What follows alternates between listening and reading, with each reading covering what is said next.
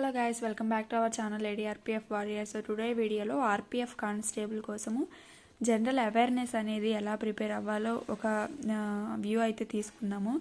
Already మనం RPF SI రాసాం కాబట్టి సో దాన్ని బట్టి జనరల్ అవేర్నెస్ ఎలా ప్రిపేర్ అవ్వాలి ఏంటి అంటే డెప్త్గా క్వశ్చన్స్ అడుగుతున్నారు అనేది ఒక ఐడియా అయితే వచ్చి ఉంటుంది అందరికీ. సో ఇదనేది మనకి ఆర్పిఎఫ్ కానిస్టేబుల్ నోటిఫికేషన్లో ఇచ్చిన సిలబస్ అనమాట. ఇండియన్ హిస్టరీ కానీ, polity, constitution, geography, sports, current affairs, ఇంకా జనరల్ సైన్స్ అనమాట. సో హిస్టరీ నుంచి మనకి 7 to 8 క్వశ్చన్స్ అయితే వస్తున్నాయి.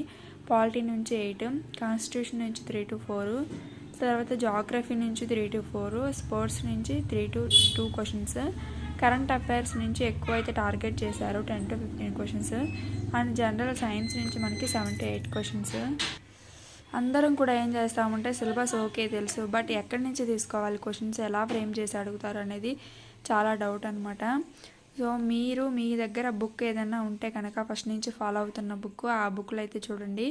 బుక్ ఏది లేదు అనుకుంటే కనుక ఇంగ్లీష్ మీడియం వాళ్ళు అయితే మనకి లూసెంట్ జనరల్ అవేర్నెస్ బుక్ అనేది బెస్ట్ అండి. దాంట్లో ఇంపార్టెంట్ టాపిక్స్ అన్నీ కూడా ఒక లిస్ట్ వైజ్గా అయితే ఇస్తారు కాబట్టి అవి చదువుకున్నా కానీ సరిపోతుంది.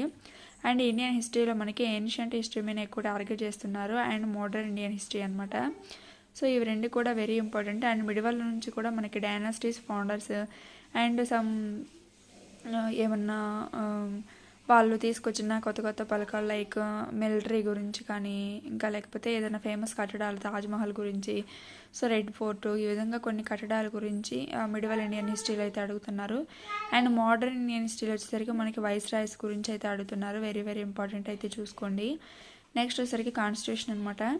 దీంట్లో వచ్చేసరికి అమెండ్మెంట్స్, ఇంకా మనకి ప్రెసిడెంట్ కానీ, వైస్ ప్రెసిడెంట్, ఇంకా కంట్రోల్ అండ్ ఆడిటర్ జనరల్ వాళ్ళకి సంబంధించి కంప్లీట్ ఇన్ఫర్మేషన్ అయితే తెలుసుకోవాలన్నమాట. ఇక్కడ పాలిటీలో వచ్చేసరికి ఆర్టికల్స్, అమెండ్మెంట్స్, స్కెడ్యూల్స్, పార్ట్స్ ఇవన్నీ కూడా ఏంటి అంటే మనకి డైరెక్ట్గా టార్గెట్ చేయకుండా మనకి థియరీ వైజ్గా అయితే అడుగుతున్నారు అనమాట. పాలిటీ వచ్చేసరికి థియరీ మీద ఎక్కువ ఫోకస్ అయితే చేస్తున్నాడు. లైక్ మనకి ఇప్పుడు ప్రెసిడెంట్ ఉన్నారనుకోండి, ఆయన చేత ఎవరు ప్రమాణ స్వీకారం చేపిస్తారు అని, ఇంకా ప్రెసిడెంట్కి సంబంధించిన ఆర్టికల్స్ అన్నీ కూడా చదువుకోండి. అండ్ కాగ్ యొక్క డ్యూటీస్ ఏంటి అంటే కంట్రోల్ అండ్ ఆడిటర్ జనరల్ యొక్క డ్యూటీస్ ఏ విధంగా ఉంటాయి, ఆయనకి సంబంధించిన ఆర్టికల్స్ ఏమిటి, సో ఆయన డ్యూటీలో ఉన్నప్పుడు చేసే పని ఏమిటి, ఆయన యొక్క హోదా అనేది ఇంకో ఏ పదవికి సరి సమానంగా ఉంటుందని కానీ, ఈ విధంగా థియరీ పైన ఎక్కువ ఫోకస్ అయితే చేస్తున్నాడు పాలిటీకి వచ్చేసరికి. అండ్ జాగ్రఫీ నుంచి చాలా తక్కువ క్వశ్చన్స్ అయితే వస్తున్నాయి అన్నమాట. ఇవి కూడా ఎక్కువగా మనకి ట్రిబ్యూటరీస్ మీద, ఇంకా మనకి నదులు కానీ, ఇంకా మౌంటైన్స్ కానీ అవి ఉన్న ప్లేస్లలో ఎక్కడ ఉన్నాయి ఏంటి అనేది, ఇంకా ఇంపార్టెంట్ హిల్ స్టేషన్స్ కూడా చూసుకోండి. అండ్ ఈ విషయానికి వచ్చేసరికి స్పోర్ట్స్ అనమాట. ఈ స్పోర్ట్స్లో మనకి ఏషియన్ గేమ్స్ అని, ఒలింపిక్ గేమ్స్ అని ఉంటాయి కదా, వాటికి సంబంధించిన కొంచెం ఓల్డ్ ఇన్ఫర్మేషన్ కూడా తెలుసుకోండి. లైక్ అవి ఎప్పటి నుంచి మొదలయ్యాయి, సో ఎక్కడ జరిగాయి అని కానీ, లేకపోతే స్పోర్ట్స్లో ఏమైనా విన్నర్ ఉంటే వాళ్ళ యొక్క అపోనెంట్ ఎవరో కూడా తెలుసుకోవడం అయితే ఇంపార్టెంట్. నెక్స్ట్ వచ్చేసరికి కరెంట్ అఫైర్స్లో చూసుకున్నట్లయితే మనకి హూ ఈజ్ హూ కానీ, సీఎంస్, గవర్నర్స్, ప్రజెంట్ ఎవరైతే ఉన్నారో వాళ్ళని అయితే చూసుకోండి. ఈ యొక్క కరెంట్ అఫైర్స్ అనేది మనకి లాస్ట్ 1 month ఎగ్జామ్ ఉందనగా చూసుకోవడం అయితే బెటరు. ఎందుకంటే నేను లాస్ట్ వీడియోలో కూడా చెప్పాను, హూ ఈజ్ హూ కానీ, సీఎంస్, గవర్నర్స్ కొంతమంది మారే అవకాశం ఉంది కాబట్టి మనం అప్డేటెడ్ చదువుకుంటే మంచిది అనేసి. నెక్స్ట్ వచ్చేసరికి జనరల్ సైన్స్ అనమాట. జనరల్ సైన్స్లో వచ్చేసరికి చాలా తక్కువే మనకి టార్గెట్ అయితే చేశారు.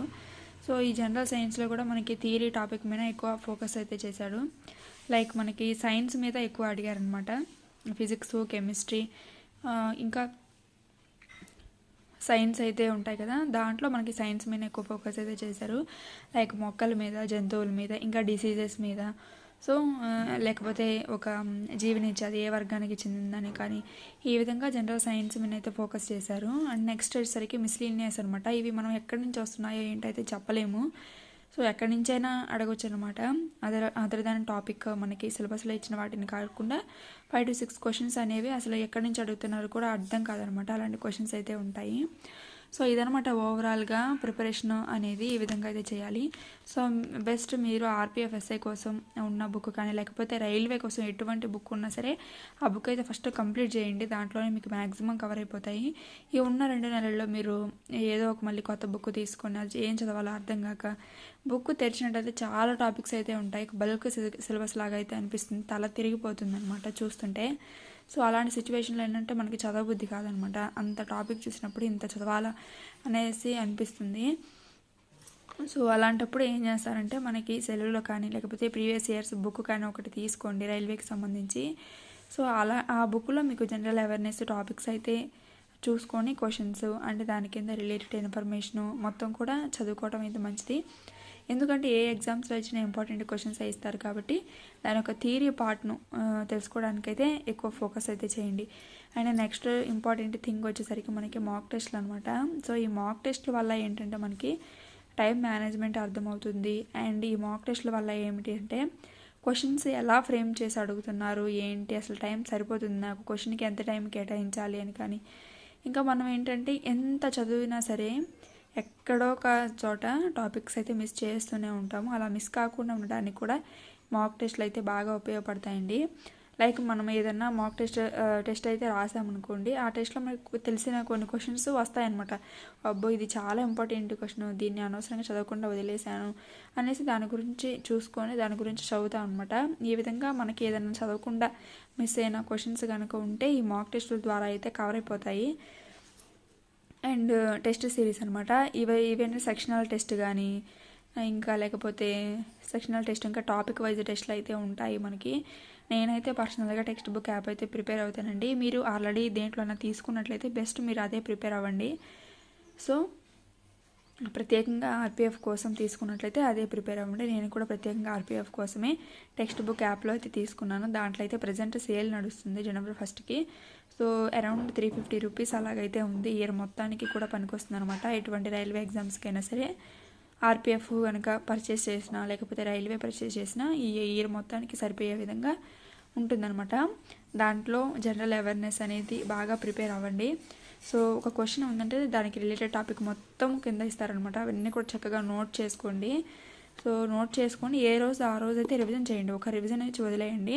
సో మొత్తం అదే విధంగా ఒక 30 సెక్షన్స్ ఏమో ఉన్నాయి, 30 టెస్టులు. సో ఆ టెస్టులు మొత్తం కంప్లీట్ చేసిన తర్వాత మళ్ళీ ఇంకొకసారి రివిజన్ అయితే ఇచ్చుకుంటూ వెళ్ళడం వల్ల మీకు బాగా గుర్తుంటుంది.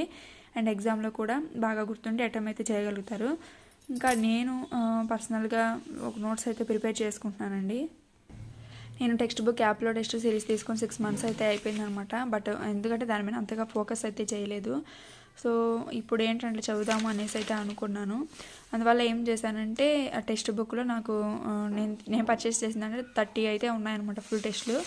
ఆ ఫుల్ టెస్ట్లు అన్నీ కూడా రోజుకు ఒక టెస్ట్ లేకపోతేనేమో 2 రోజులకు ఒక టెస్ట్ ఈ విధంగా అయితే రిలేటెడ్ ఇన్ఫర్మేషన్తో సహా మొత్తం కూడా రాసుకొని ఆ రోజే రివిజన్ ఇచ్చి పడుకుంటున్నాను అనమాట. సో ఈ విధంగా 30 టెస్టులు కంప్లీట్ చేద్దామని అయితే అనుకున్నాను. ఏంటంటే దీంట్లో రిలేటెడ్ ఇన్ఫర్మేషన్ బాగా దొరుకుతుంది. అండ్ నేను చదవకుండా ఎక్కడైనా వదిలేసిన క్వశ్చన్స్ అన్నీ కూడా నాకు ఇక్కడ కవర్ అయిపోతున్నాయి అని అయితే అనిపిస్తుంది. కాబట్టి ఈ విధంగా అయితే ప్రిపేర్ అవుదాము ఈసారి అనుకున్నాను. ఆర్పిఎఫ్ ఎస్ఐలు చాలా దెబ్బతిని ఉన్నాం కాబట్టి అందరం కొంచెం డెప్త్కే వెళ్ళి చదవాల్సిన అయితే అవసరం అయితే ఉంది. నేను మీకు నిన్న అప్లోడ్ చేసిన పేపర్స్ కూడా వీటికి సంబంధించినవి అనమాట.